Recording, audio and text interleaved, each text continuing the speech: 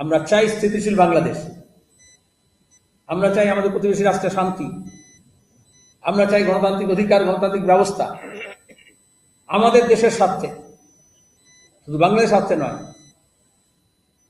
ধর্মনিরপেক্ষ গণতান্ত্রিক গণপ্রজাতন্ত্রী বাংলাদেশ দরকার।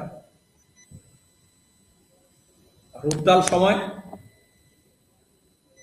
ভাঙনের সময়, কিন্তু কোন দিকে মোড় নেয় সেদিকে আমাদের নজর রাখতে হবে। যেভাবে এত মৃত্যু মিছিল, তা আমরা নিন্দা করেছি, শোকাবহ। কিন্তু মুক্তিযুদ্ধের জন্য বাংলাদেশের মানুষ এক নদী রক্ত দিয়েছেন। মুক্তিযুদ্ধের যে ধারা আমাদের প্রজন্মে আমাদের মননকে তৈরি করতে সাহায্য করেছে।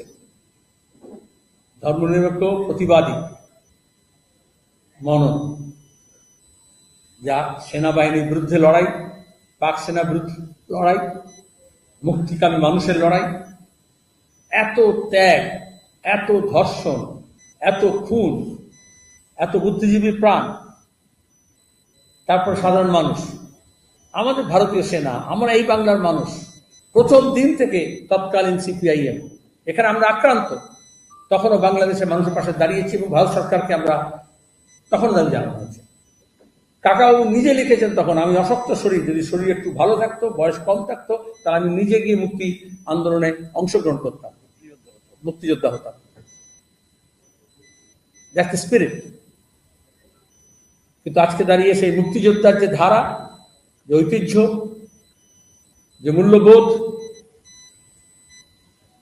সেটা শাসক হোক আর বিরোধী হোক, কোন জায়গায় নিয়ে যাচ্ছেন, কোথায় ক্ষয় হচ্ছে, সে ব্যাপারে আমাদের সাবধান হতে হয়। আর যারা মনে করছেন যে একবার বাক্স দিলেই সব ঠিক হয়ে যায়,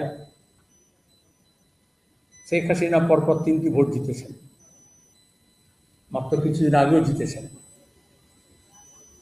কিন্তু মানুষের ভাবনা আর ভোটের ফলাফল, তাতে বেশি গরমিল হলে সেটা বেশি দিন চলতে পারে না।